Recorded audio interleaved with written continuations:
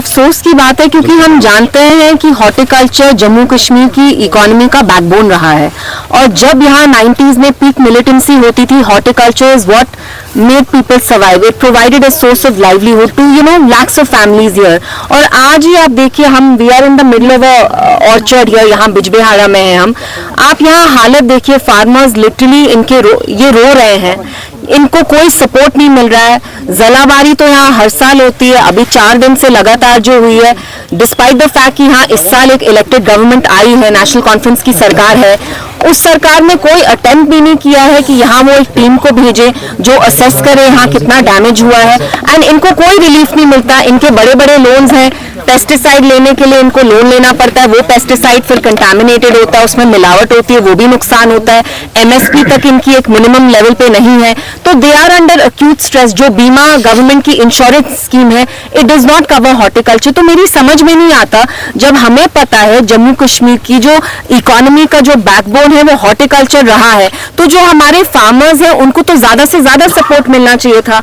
आज यहाँ जैसे किसान योजना स्कीम है, उसमें भी जो इंश्योरेंस है that does not extend to our farmers here. तो हम जानते हैं जो जलाबारी हुई है यहाँ पे 4-5 दिन से लगातार, यहाँ टीम तक यहाँ सरकार ने नहीं भेजी है जो यहाँ असेस करे कि यहाँ फार्मर्स को कितना डैमेज हुआ है। तो it's very unfortunate. National conference ने जो वोट लिए हैं, बहुत सारे वादे किए हैं लोगों के साथ, क्या आपको लगता है कि कोई वादा पूरा हुआ? देखिए, उनका फोकस तो कुछ और है, वो उनको फ्लाइट डिले क्या हो जाता है, 3 घंटे ज्यादा उनको क्या टारमैक पे स्पेंड करने पड़े, उनको वो अजाब शिकस्त लगता है। वो चाहते हैं कि उनको स्टेट प्लेन मिले, तभी वो चाहते हैं कि स्टेटहुड आए। यहाँ जो हमारे फार्मर्स ड्यूरेस में हैं, पूरे जम्मू कश्मीर फार्मर्स ही क्यों, स्टूडेंट्स के बारे में बात करते हैं, हमारी इतनी यंग पॉपुलेशन है। कुपवारा में एक 21 साल के लड़के ने अपनी जान दी, क्यों? क्योंकि जो एग्जाम था जो पास करना चाहते थे नीट का, 2 परसेंटाइल से उन्हें मिस किया। क्यों मिस किया? क्योंकि वो ओपन मेरिट कैटेगरी से थे। जो बड़े बड़े मुद्दे हैं, एनसी का फोकस तो वो रहा ही नहीं है। बीजेपी का एजेंडा चला रहे हैं, बीजेपी स्टेटहुड मांगती है, एनसी भी स्टेटहुड मांगती है। बीजेपी वक्फ पे कोई डिबेट नहीं चाहती है, एनसी ने भी वक्फ पे देखिए अपने मुंह पे ताला लगाया। तो जो भी बीजेपी अपना एजेंडा यहाँ चलाना चाहती है, तभी एनसी को इतनी भारी अक्सरियत से लोगों ने यहाँ लाया कि वो इतने मेजॉरिटी में आके 50 एमएलए लाके, फिर बीजेपी का ही उनको अगर एजेंडा चलाना था तो बता देते लोगों को। रामबन के इंसिडेंट को आप समझती हैं कि नेशनल डिजास्टर होना चाहिए, डिक्लेयर होना चाहिए, लेकिन सीएम का स्टेटमेंट डिफर है। देखिए, मैं उनके साथ बहुत सारी चीजों पे अग्री नहीं करती, but immediately a state disaster should be declared. What are we waiting for? Why are they dragging their feet? It's not like they are in an alliance कि उन्हें अपने कोएलिशन पार्टनर से पूछना है व्हाट इज स्टॉपिंग देम। और जहां तक बानीहाल का सवाल है, मैं मुफ्ती साहब के बारे में कुछ यहाँ बोलना चाहती हूँ। जब मुफ्ती साहब चीफ मिनिस्टर बने, अपनी जिंदगी में वो बस 4 साल चीफ मिनिस्टर बने, लेकिन मुगल रोड की कनेक्टिविटी वो something that he stressed on because he new this was coming. उनको पता था कि जो हमारी रोड कनेक्टिविटी थी, जो अभी करंट जो हाईवे है, उस पे हमेशा कोई ना कोई इंसिडेंट होता है। एक ही रोड की वो जो मोनोपोली रही है, मुफ्ती साहब भी समझते थे, उनका एक लॉन्ग टर्म विजन था। लेकिन कहीं ना कहीं अफसोस की बात है कि जो मुगल रोड पे काम जो उनके टाइम हुआ, उनके दौरान हुआ, वो अब कहीं ना कहीं रुक गया। तो मुफ्ती साहब का जो विजन था वो लॉन्ग टर्म था, वो एक कि बहुत सारी वजहों की वजह से उनका एक विजन होता था। अनफॉर्चुनेटली जो हमारे अब करंट चीफ मिनिस्टर है, उनका कोई विजन नहीं है। वो बस चाहते हैं उन्हें स्टेट प्लेन मिले ताकि इंडिगो के प्लेन में उन्हें 4 घंटे वेट नहीं करना पड़े। तो it's very sad, it's very unfortunate. Rahul Gandhi ji कह रहे हैं कि इलेक्शन कमीशन ऑफ इंडिया खुद के कोई डिसीजन नहीं ले पा रहा है। जी देखिए, अभी हमारा फोकस यहाँ लोकल इश्यूज पे ही है। We are in the middle of an orchard, हम सेब के बागों में है।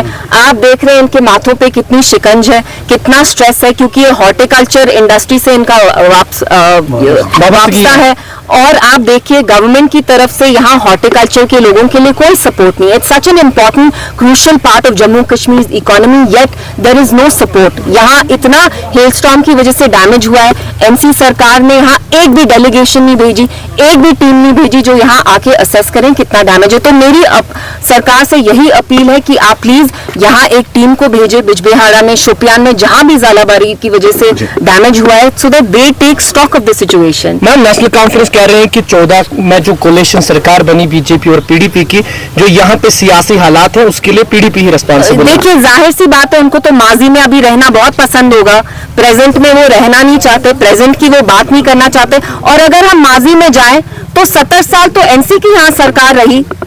पीडीपी की जिसके साथ भी सरकार रही, वो बीजेपी हो या कांग्रेस हो, कुल मिलाकर 5 साल से ज्यादा तो नहीं रही। तो फारूक साहब बताएं हमें, जब वो 20-25 साल चीफ मिनिस्टर रहे तो वो क्या करते थे? ज्यादातर वो लंदन में रहते थे। He had left people here to their own devices. Ikhwan, task force, POTA, ये सारा तो यहाँ एनसी ने ही अपने दौर में लाया।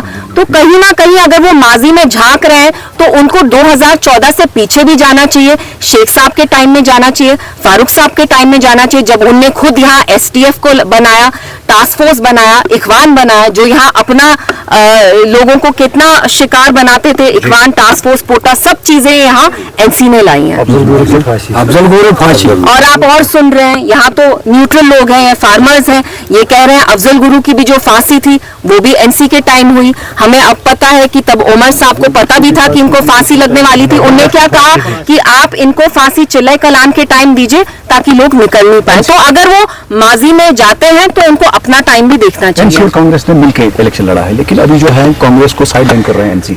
जी, बिकॉज वो बीजेपी के साथ जाना चाहते हैं तो वो अपना रास्ता थोड़ा क्लियर कर रहे हैं। तो पहला पार्ट था पीएजीडी को तोड़ना। जब पीएजीडी टूटी तो इंडिया अलायंस के बारे में अनाप शनाप बोलने लगे कि राहुल गांधी ऐसे हैं, राहुल गांधी वैसे हैं। तीसरा स्टेप है कि वो कांग्रेस के साथ अपनी अलायंस तोड़े।